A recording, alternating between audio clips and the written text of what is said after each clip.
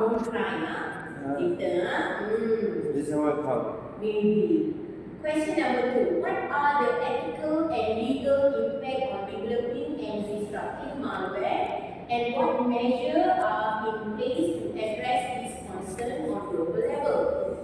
Number 1. We talk about ethical impact, and then only we talk about legal impact. Okay, students.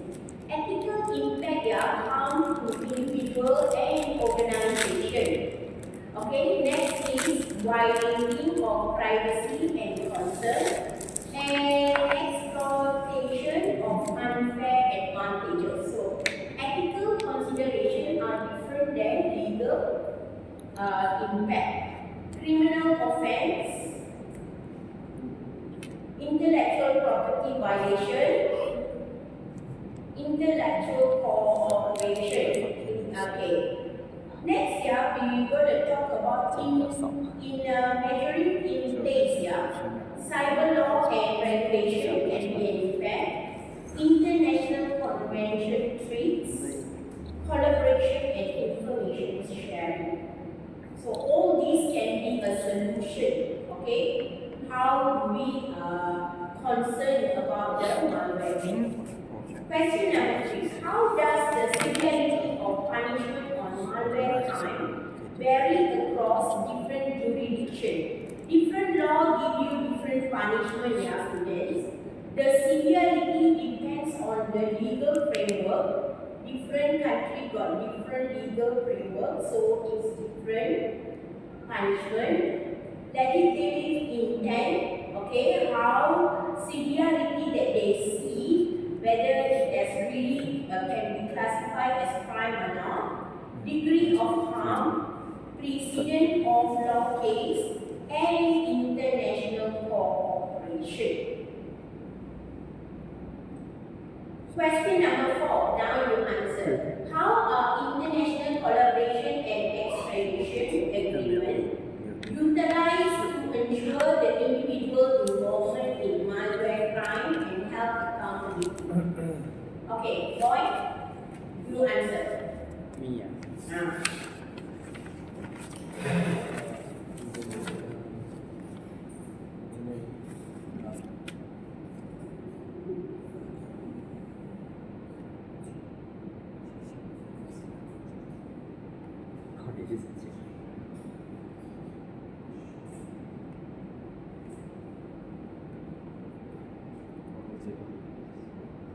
Quickly. 看不到。看不到的可少。有点乱，有点乱。 International collaboration and extradition agreement. Number 1.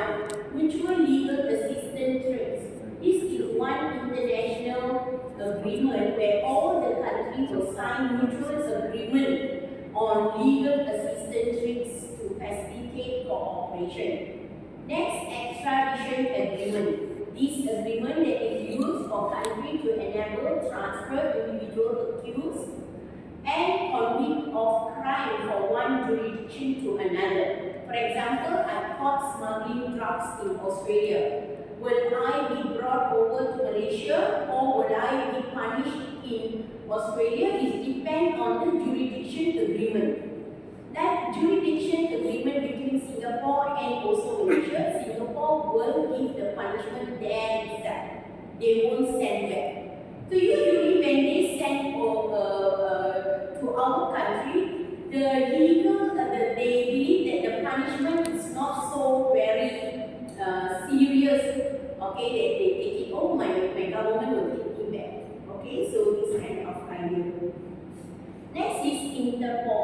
For example, you do a crime, you run away to another country, and you think the police will never get. There is the International Crime Police Organization which is called Interpol. They will flash your face, to all the Interpol officers and so on, and the Interpol will share their intelligence to combat on cybercrime. Which means once you commit a crime, students, you cannot come out of it. Sorry. So you murder somebody and ran away. Some or other they can find you out. Next is joint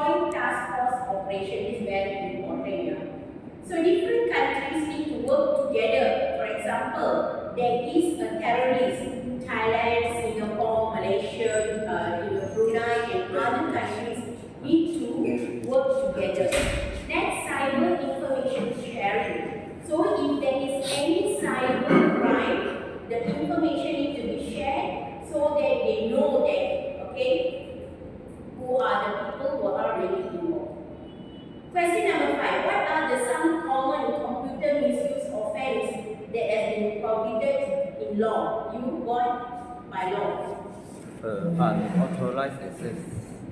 Unauthorized access is gaining access to a computer. Correct. Unauthorized access means any country, anywhere also, they cannot. Number 2. Unauthorized access we intend to commit. No, number 2. Number 2. Unauthorized modification of computer. Okay, I'll go with malware distribution, which means that if there is a bad malware, okay, I cannot distribute it. Number 3, EOS. denial of service Yes. attack. We cannot do any attack to harm people or to bring, okay, financial disturbance and so on. Identify threat and fraud. Okay, some people use fake international passport to cross over and so on. If you are caught, you can be imprisoned. Data breaches. You cannot breach any data. And lastly, cyber stalking and harassment. Students, you go and stalk people, you also can be caught, okay, responsible. Intellectual property infringement. Although from different country or what, you still comply to intellectual property infringement. Next, question number 6. How do international collaboration and agreement plays a role in combating computer misuse and offense across the national border? How? Boy, tactician answer.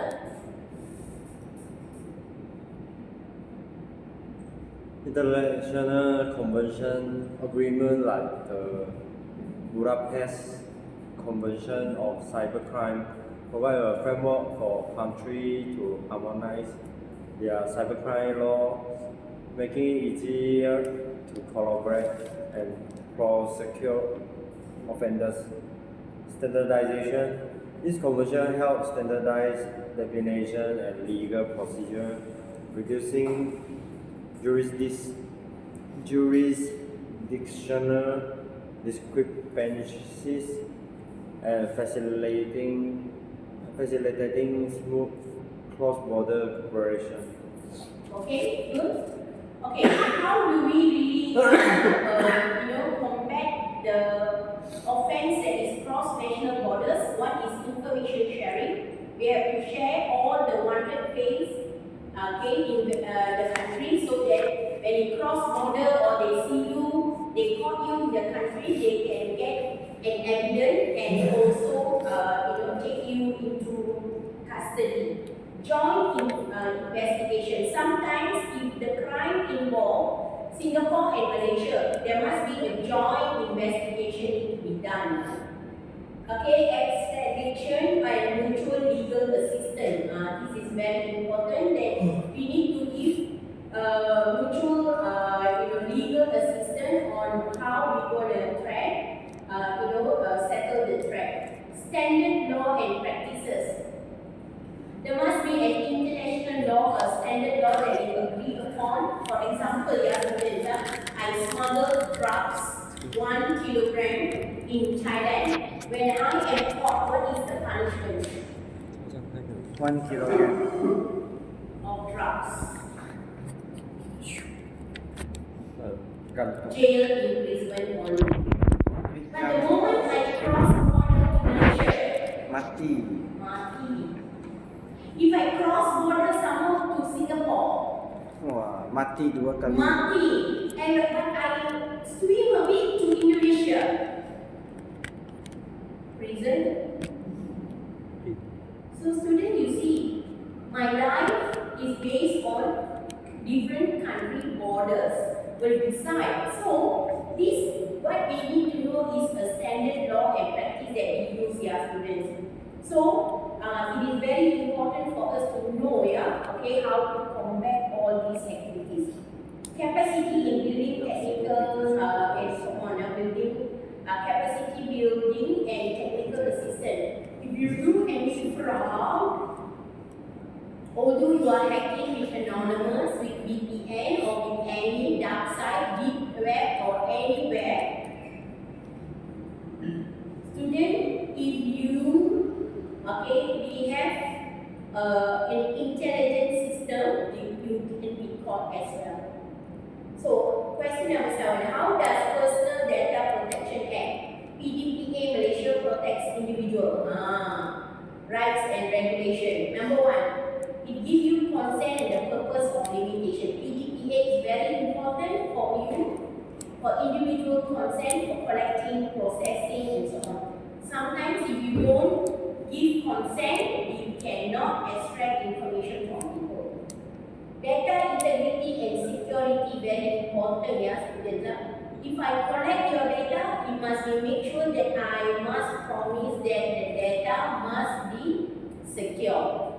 Data subject rights, yeah, students. For example, we need to know what are the data can be accessed, okay?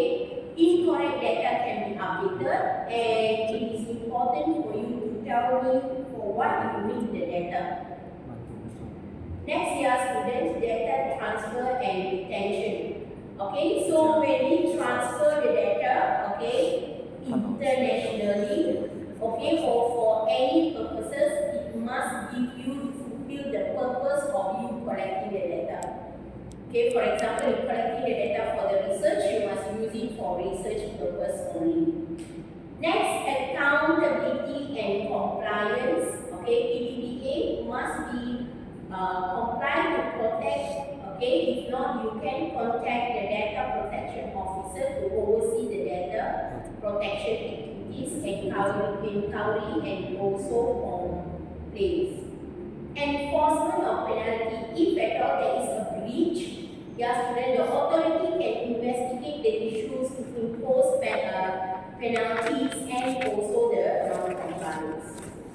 So this is about PDPA in Malaysia.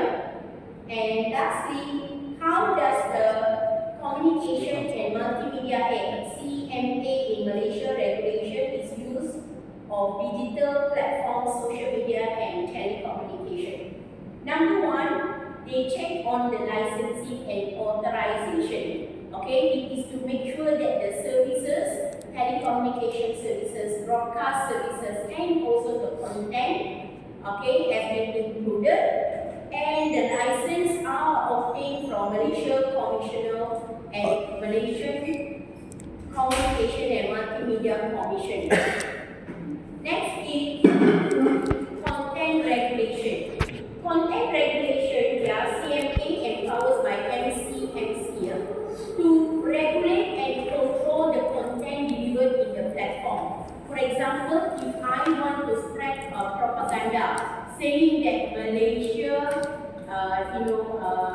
have a very big drugs hub in Malaysia. So this kind of like harmful or hate speech, fake news, okay, if thought spread by me, I can be taken into imprisonment. Consumer protection as well. So it is very important, for example, billing, quality service, and so on, compliance and so on.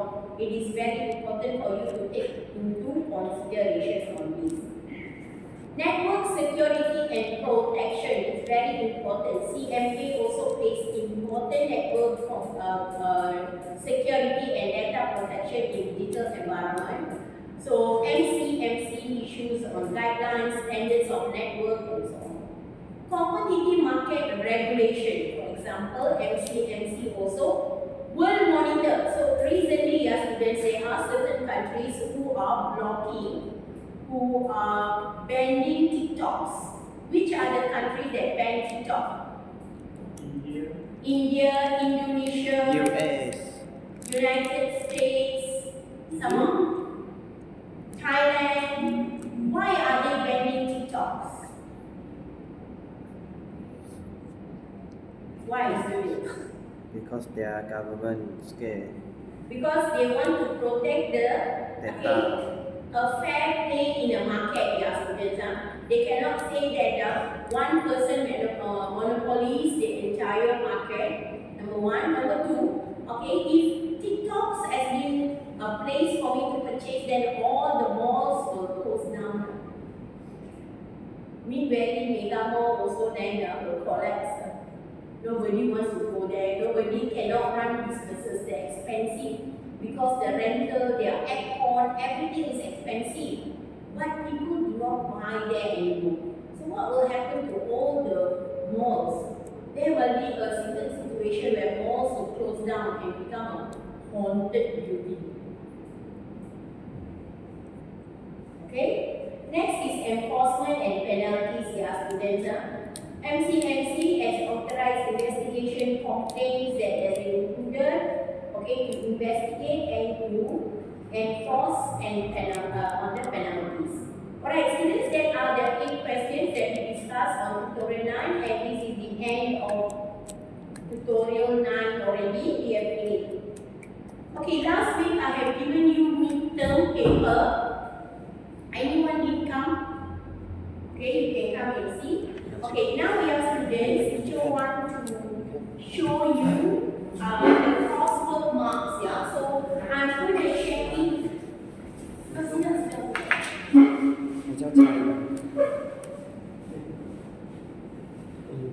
Okay, I'm going to open and share it to you. Nào như chẳng phổ thông. Your assignment marks.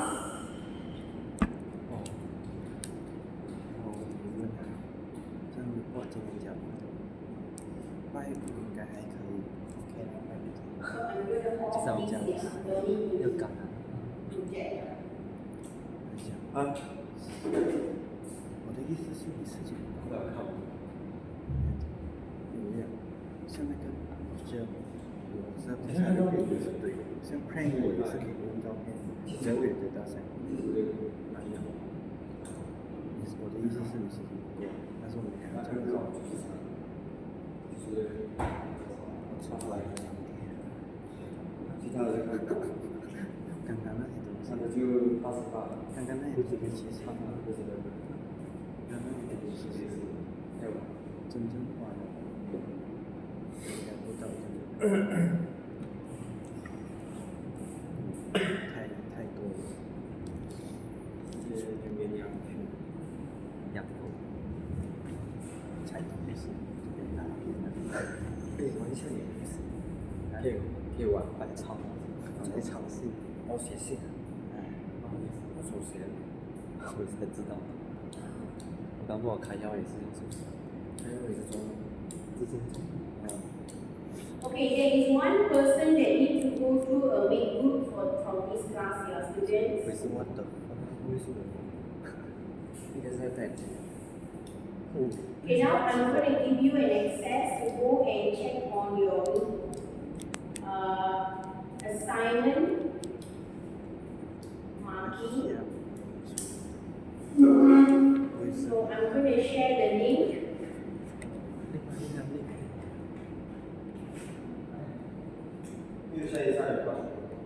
Yeah. It's in the lecture Our classroom. tutorial classroom.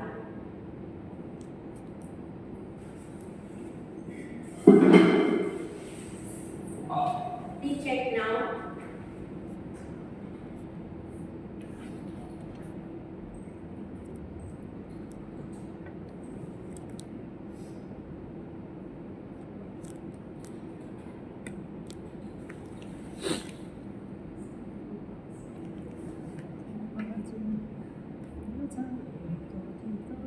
What do you call it? Assignment discussion. What do you say? If I give out the assignment, is called assignment Coursework mark. and coursework marks. Okay. Okay, now go to the link here. See the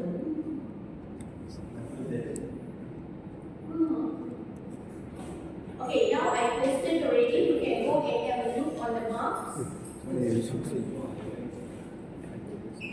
为你们两个，这是我的主那时候上面有问题。因为那个是哦，这个 Our classroom are tutorial classroom. 这个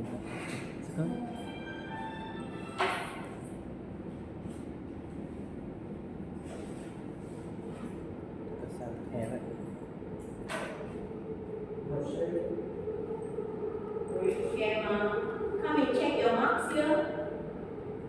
I saw the link already. Maybe I can put it in the next also. Empty oh. Oh, I got.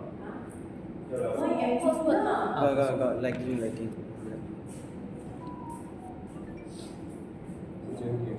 那个。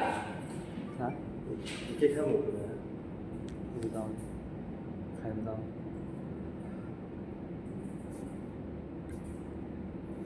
你这也开了。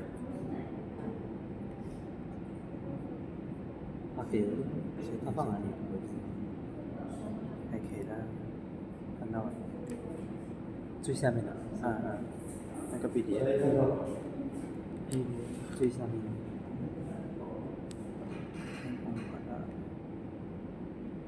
我不好意思写什么的。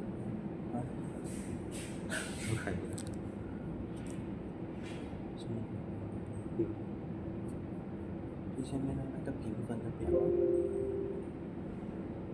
你去tutorial，告诉tutorial，这个 link。这样进来啊？他放一个 PDF 是吗？对，你去这个tutorial，他说。啊，有啊，点进来哦。这个也不是，这不是。然后这个份。哦，看到。我不是最想多少个，那个评分的。OK 了，大部分都是。OK 了，是8开头。他手机的。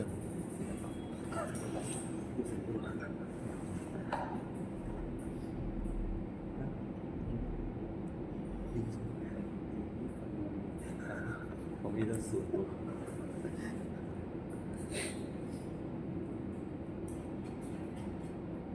我在那看不清。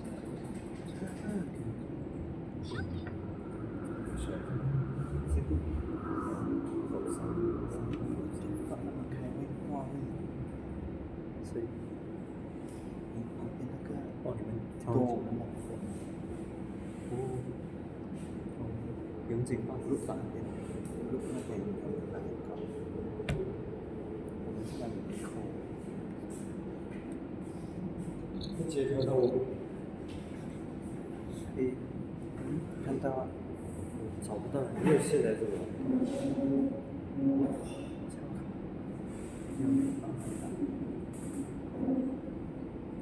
是什么？你的。80。对。Okay, students, I have attached the coursework marks as well. You can see.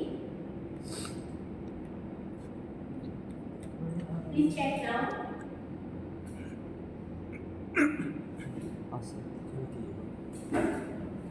Any questions on the assignment? Marking, please come. Check my marking. Calculation correct or not?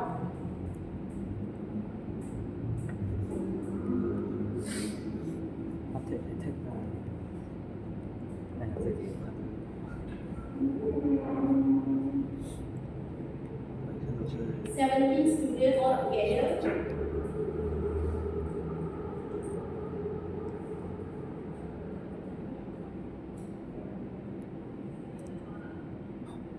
Sure. 我在。